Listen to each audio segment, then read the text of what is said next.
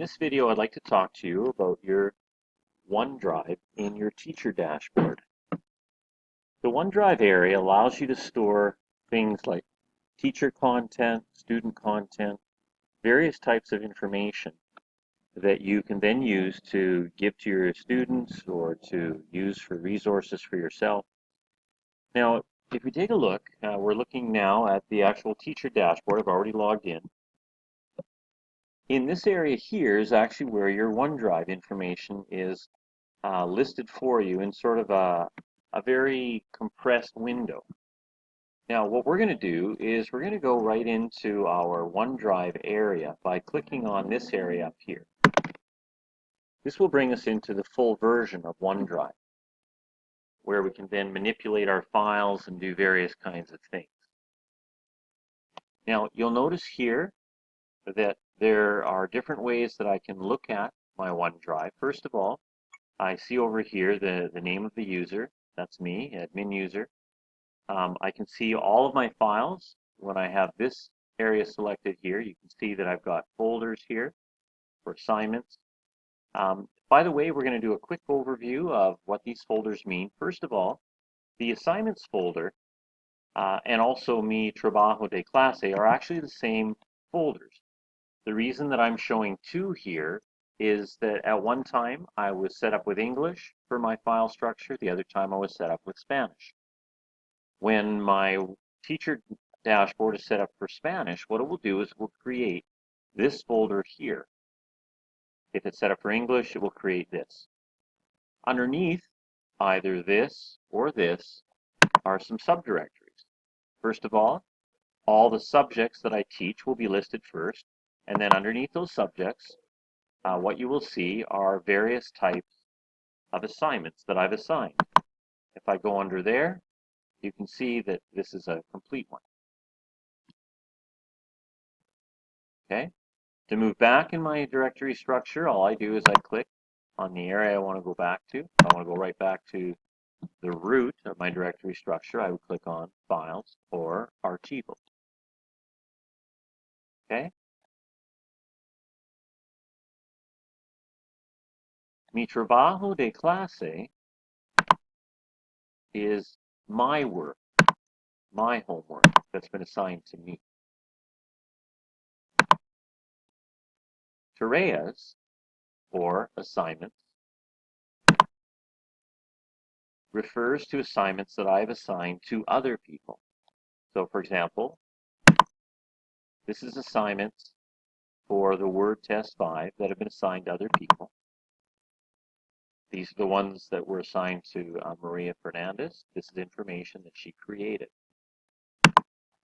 These folders are automatically created for you by the student or the teacher dashboard when you receive an assignment from a teacher or when you give an assignment to a student.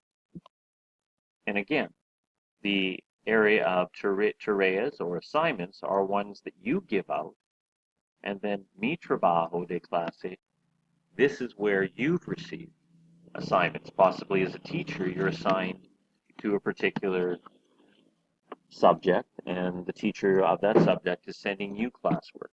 This is what it will look like for your students. This is how they'll receive their information and how their directory structure will be set up. Now, what I suggest for every teacher is that you create for yourself your own classwork area. You can give it any name that you want, and what you'll do is you'll simply go up to here. You'll start out with the Files folder directory, click on New, and click on Folder. You will then enter in a folder name. Okay, so let's say, for example, that you wanted to call this Teacher Info or Teacher Work. Doesn't matter. Give it any name you want. You would then click on Create. Okay? Now, underneath that, what you can do is you can begin to create some of your teacher work. Now, I've already created a classwork area, so I'm going to go into there. I'm not going to bother creating the full directory structure because once you know how to create a new folder, it's the same. What I've done here is I've created a folder underneath classwork or teacher info, whichever you want to call it, for every subject that I teach. So for example, Education 365 Teacher Training, I've created a subdirectory for that, Word. Post-secondary, the third semester, I've created a folder for that. Let's take a look at the subdirectories that you want to create under each class that you have.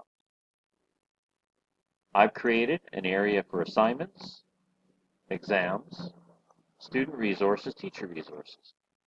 Assignments refers to things that I give as homework to my students. Okay? Exams, this refers to things like quizzes, final exams, interim exams, all those kinds of things. You can see here that I have a couple of surveys, which are really short quizzes that I've assigned. Now, these particular files, what you're going to do is make copies of them and use for this particular subject, so that each year when you teach this subject, you'll have this library of files that you can use to send to your students. You can adjust them, you can change them, you can delete them, you can add to them, it doesn't matter. You've got a library that you're building. I also have what's called a student resource area. Now the student resource area is empty right now, but what this is it would contain things like videos that I've created or things that I send to my students. It's not necessarily an assignment. It's not asking them to do something or for them to, alter something. It's really a resource. It's giving them additional information that they can use to help them with their assignments and with the subject that they're studying. The teacher resource area is an area for you. This is where you can put in things like videos and additional information that you might want to teach in the class, but isn't necessarily something that you're going to share with the students or give to the students.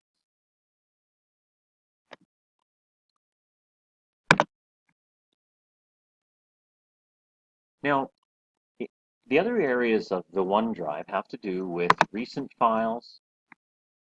This just gives you a list of files that you've worked on recently, shared with me files. These are things that don't necessarily show up on your OneDrive as physically part of your directory structure, but they have been shared with you from somebody else's OneDrive.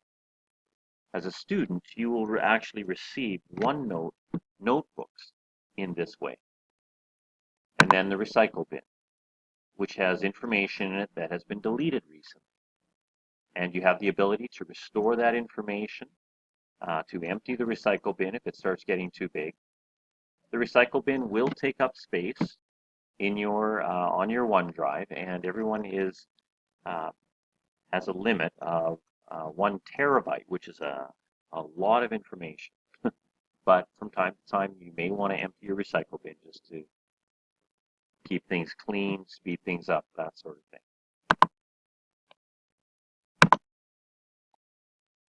Now, it's very, very easy to create different types of content from within OneDrive. If, for example, I am working in my classwork area under Education 365 Training, and I have some videos, student resources that I would like to bring into this area, what I can do is I can go to my folder where I want the information to go, and let's say, for example, these files are on my local drive. What I can do is I can click on the upload. I then go to the directory structure that I want to use. This happens to be on C drive, data, RTN videos. And then what I'll do is I'll select all the files that I want to bring across.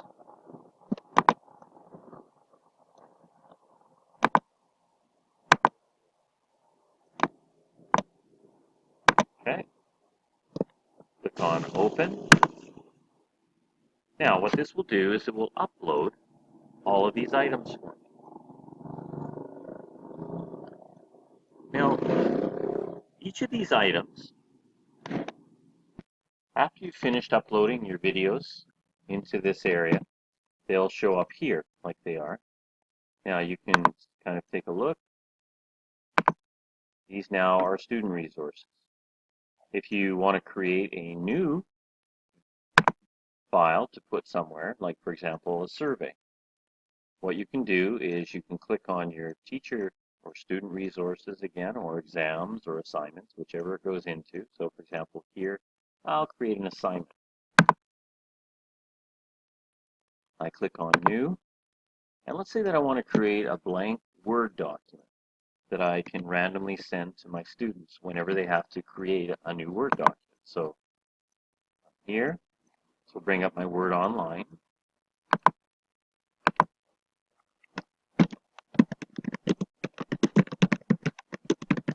I can put anything into it that you want.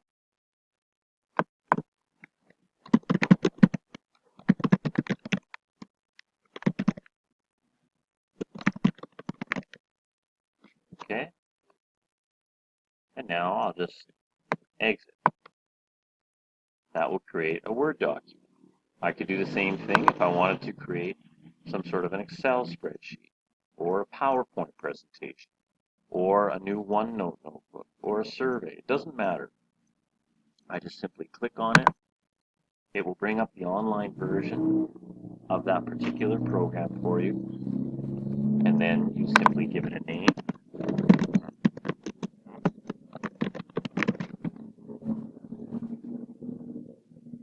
And then go ahead and close it. Okay?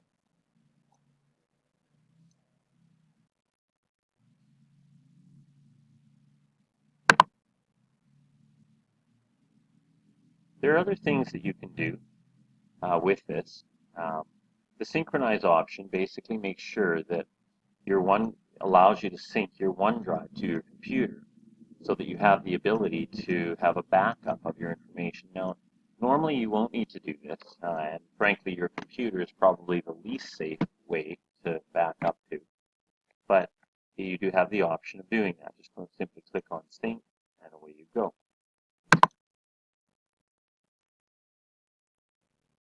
Okay, I've just done that.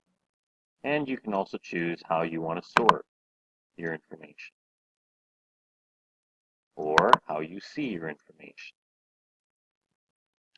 or you can use the classic OneDrive way of looking at things.